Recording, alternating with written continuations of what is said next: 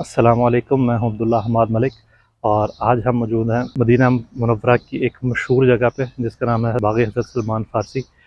یہ باغ حضرت سلمان فارسی کے نام سے اس لیے منسوب کیا جاتا ہے کہ حضرت سلمان فارسی جو کہ فارس کے رہنے والے تھے، جب ان کو پتہ چلا کہ نبی صلی اللہ علیہ وسلم کی نبوت کا، تو وہ جو ہے سب کچھ چھوڑ کے جو ہے وہ ادھر مدینہ منورہ آئے۔ اس سے پہلے جو ان کے آباء و اجداد تھے، وہ لوگ جو ہے وہ آگ کی پوجا کیا کرتے تھے، فارس میں رہنے والے تھے۔ تو جب مدینہ منورہ میں جب آئے تو وہ جو ہے ایک یہودی کے پاس قیدی ہو گئے۔ انہوں نے نبی صلی اللہ علیہ وسلم سے درخواست کی کہ کوئی میرا جو ہے نا وہ سلسلہ کریں، نظام کرے، میں آپ کی خدمت میں رہنا چاہتا ہوں، کہ آپ کس طرح سے مجھے آزاد کروائیں۔ حضرت سلمان فارسی نے جب یہودی سے کہا کہ مجھے آزاد کر دیں، تو انہوں نے کہا کہ تم مجھے 30 باغ میں 300 جو ہے وہ کھجوروں کے درخت لگا کے دو، تو جب درخت جوان ہو جائیں گے تو میں پھر تمہیں اس وقت رہا کر دوں گا۔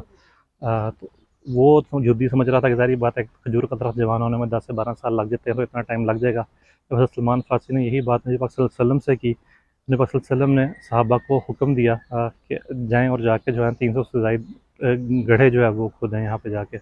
تو انہوں نے صحابہ کرام گئے اور جا کے گڑھے کھودے، اور نبی صلی اللہ علیہ وسلم نے اپنے دست مبارک سے خود ایک ایک کر کے جو ہے یہاں پہ درخت لگائے، اور جب روایات میں آتا ہے کہ جب آخری درخت لگایا تو باقی درخت جو ہے وہ جوان ہو چکے تھے اور پھلدار درخت بن چکے تھے۔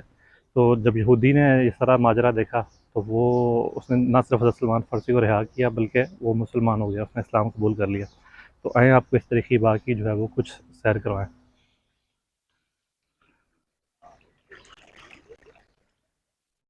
یہ آپ دیکھ سکتے ہیں کہ ایک کمپلیٹ یہاں پہ جو ہے وہ پانی کا نظام بنایا ہوا ہے۔ آپ کو ارد گرد جو ہے وہ نظر آ رہا ہوگا پانی۔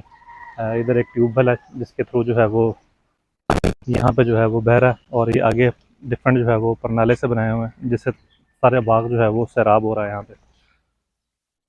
ادھر آپ کو ڈفرینٹ جو ہے وہ بطخیں نظر آ رہی ہیں، ماشاء اللہ۔ اور یہ آپ دیکھ سکتے ہیں ادھر پیچھے ٹیوب ویل کا ٹھنڈا پانی ہے۔ بڑا یہاں پہ جو ہے وہ اوور آل ایک خوبصورت منظر ہے یہاں پہ، اور پرندوں کی آواز آ رہی ہے۔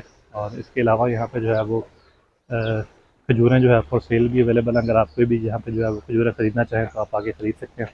تو یہ ہے وہ اسٹال جہاں سے آپ اس باغ کی کھجوریں خرید سکتے ہیں، اور یہ جو بھائی ہیں ان سے بڑی انٹرسٹنگ ہماری کنورسیشن ہوئی، جو کہ ہم کچھ ٹیکنیکل گلچز کی وجہ سے جو ریکارڈ نہیں کر سکے۔ یہاں پہ ڈفرینٹ طرح کی کھجوریں موجود تھیں، اور ساری کی ساری کھجوریں اسی باغ کی تھیں، اور ان بھائی نے بتایا کہ یہاں پہ ان کو کسی اور باغ سے کھجوریں لا کے بیچنے کی اجازت نہیں ہے۔ کھجوروں کے یہاں پہ مختلف ریٹس تھے، اور اس میں امبر اور اجوا یہ یہاں پہ 60 ریال کلو کی مل رہی تھیں، اور اس میں ریٹس کچھ زیادہ ہونے کی وجہ یہ بھی تھی کیونکہ ظاہری بات ہے خاص باغ ہے یہ، تو اس حساب سے ریٹس بھی تھوڑے زیادہ تھے۔ کلمی کھجور یہاں پہ جو ہے وہ 40 ریال پر کے جی تھی، اور اس کے علاوہ یہاں پہ برنی اور دوسری کھجوریں بھی تھیں۔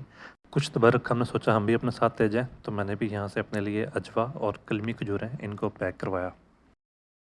جب بھی آپ مدینہ منورہ آئیں زیارات کے لیے تو اس باغ کا لازمی وزٹ کریں، کیونکہ یہ وہ باغ ہے جدھر نبی پاک صلی اللہ علیہ وسلم نے اپنے دست مبارک سے جو ہے وہ یہاں پہ درخت لگائے ہوئے ہیں۔ تو مجھے دیجیے اجازت، اگر آپ کو ویڈیو پسند آئی ہے تو اس ویڈیو کو شیئر کریں، اور اگر ابھی تک آپ نے چینل سبسکرائب نہیں کیا تو ہمارا چینل سبسکرائب کریں۔ آپ سے ملاقات ہوگی انشاءاللہ اگلی ویڈیو میں، تب تک کے لیے اجازت دیجیے۔ السلام علیکم۔